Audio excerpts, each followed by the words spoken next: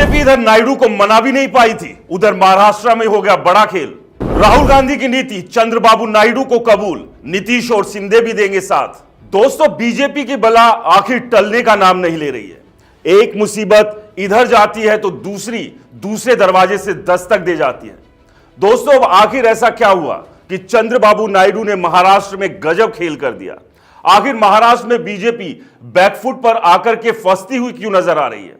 आखिर चंद्रबाबू नायडू का वो कौन सा दाव है, वो कौन सी तलवार है जिसकी बुनियाद पर महाराष्ट्र में एकनाथ शिंदे और अजीत पवार ने बीजेपी के सामने एक लकीर खींच दी है, मानो लक्ष्मण रेखा हो। आखिर राहुल गांधी की कौन सी नीति चंद्रबाबू नायडू ने अपनाई कि अखिलेश यादव ने, एक बड़े नेता ने महाराष्ट्र में फडणवीस सरकार के सामने मुश्किलें खड़ी कर दी? क्या यह मुश्किल इतनी बड़ी है कि महाराष्ट्र में बीजेपी के सामने एक अंधकार पैदा कर दिया है? दोस्तों, पूरी कहानी आपको समझाते हैं। दरअसल दोस्तों, इधर मोदी शाह अभी आंध्र प्रदेश के मुख्यमंत्री को मना भी नहीं पाए थे कि उधर महाराष्ट्र में एक अलग तरह की स्थिति बन गई और कहा यह जा रहा है कि पहले अपने प्रदेश आंध्र प्रदेश में चंद्रबाबू नायडू ने बीजेपी को फंसाया और अब उन्होंने महाराष्ट्र में भी फंसा दिया। एक तरह से बाबू के साथ जैसे बीजेपी खेल कर रही थी, बाबू ने बीजेपी के साथ उल्टा खेल कर दिया। नायडू ने राहुल गांधी की एक नीति क्या अपनाई कि बवाल खड़ा हो गया। बीजेपी की समझ में यह नहीं आ रहा है कि करे तो क्या करे। बीजेपी सोच रही है कि कहे तो क्या कहे। कहा तो यह तक गया कि बीजेपी के कई बड़े नेता नायडू को अपनी बात समझा कर अपनी लाइन पर लाने की कोशिश कर रहे हैं, लेकिन चंद्रबाबू नायडू तो राहुल की राह पर चल पड़े हैं, मानो मंजिल कुछ और ही हो। उन्होंने बीजेपी की बात को खारिज कर दिया और नायडू का वैसा करना अब आंध्र प्रदेश के बाद महाराष्ट्र में भारी पड़ता हुआ बीजेपी पर दिख रहा है। इसलिए बहुत सारे लोग ये कह रहे हैं कि बीजेपी महाराष्ट्र के अंदर लड़खड़ा रही है। एक तरफ महाराष्ट्र में शिंदे ने 3 दिन में फिल्मी अंदाज में कुछ ऐसे बयान दिए जिससे बीजेपी हिली हुई दिख रही थी, और इसी बीच में नायडू का उदाहरण देकर अखिलेश के एक बड़े नेता ने सीएम फडणवीस और पीएम मोदी को फंसा दिया।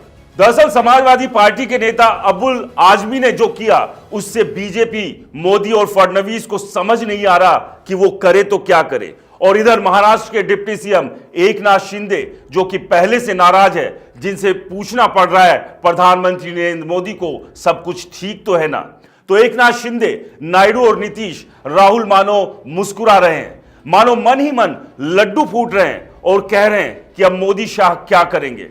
दोस्तों, दरअसल महाराष्ट्र में अखिलेश के खास और सपा के कद्दावर नेता अबू आसिम आजमी ने महाराष्ट्र के मुख्यमंत्री से कहते हुए एक मांग रख दी कि आप ही के सहयोगी नेता, आप ही के आंध्र प्रदेश की सरकार के मुख्यमंत्री नायडू ने जो फैसला आंध्र प्रदेश के लिए लिया है, जो चीज वहां लागू की है, आप उसे महाराष्ट्र में भी लागू करें। इससे अल्पसंख्यकों को बड़ी राहत होगी। अब दोस्तों, फडणवीस, बीजेपी, मोदी, शाह इसमें फंस गए हैं। इनको समझ नहीं आ रहा कि वो महाराष्ट्र में अब क्या करें, क्योंकि इन्हीं की एनडीए सरकार ने आंध्र प्रदेश में ऐसा कर रखा है जिससे मुखिया उनके केंद्र के सरकार के सबसे मजबूत बैसाखी चंद्रबाबू नायडू ही है।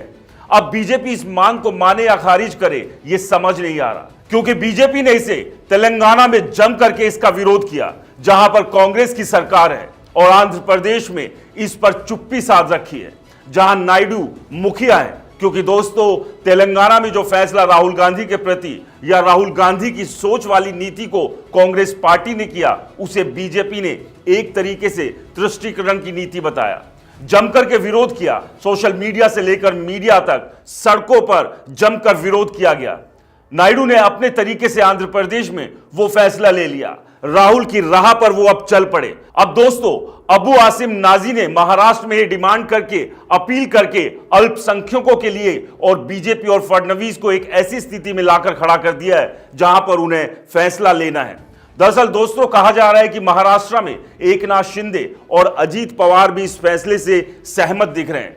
यानी कि महाराष्ट्र में अजीत पवार तैयार है कि साहब इस फैसले को महाराष्ट्र में लागू कर दिया जाए, क्योंकि अजीत पवार ने मौजूदा वक्त के जो लोकसभा विधानसभा का चुनाव हुआ महाराष्ट्र में बीतों दिन, उसमें किस तरीके से एक तरीके से मुस्लिम प्रो राजनीति की, अल्पसंख्यक प्रो राजनीति की। इसलिए उन्होंने कहा था कि योगी आदित्यनाथ का वो नारा कि बटेंगे तो कटेंगे वो सिर्फ उत्तर प्रदेश में चलेगा, यह महाराष्ट्र है, ये यहां नहीं चलेगा। तो ऐसे में वो तो सहमत है। एकनाथ शिंदे जिनकी राजनीतिक धुरी और उनके सारे नेता जिस अंदाज में अल्पसंख्यक समाज से आते हैं, वो अब इस बात को लेकर सहमत है।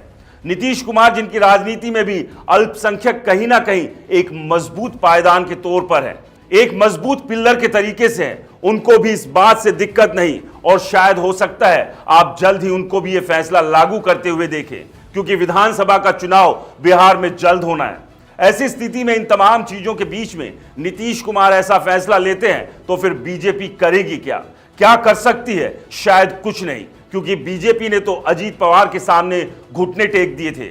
जब अजीत पवार ने महाराष्ट्र में कहा था कि साहब बटेंगे तो कटेंगे का नारा मुसलमानों के प्रति या फिर अल्पसंख्यकों के प्रति एक अलग तरह की भावना पैदा कर रहा है, और इस भावना के साथ हम चुनावी मैदान में चुनाव प्रचार नहीं कर सकते हैं। हम सबको साथ लेकर चलने की बात करते हैं। अब ऐसी स्थिति में अबू आजमी ने जो डिमांड की है, उस डिमांड से बीजेपी तो अंदर तक तिलमिला गई है। दोस्तों, आपको क्या लगता है, रमजान के पाक महीने में मुसलमान भाइयों को सहूलियत देना सही है? क्या आंध्र प्रदेश की तरह बिहार, महाराष्ट्र या अन्य राज्यों में भी इसे लागू करना चाहिए?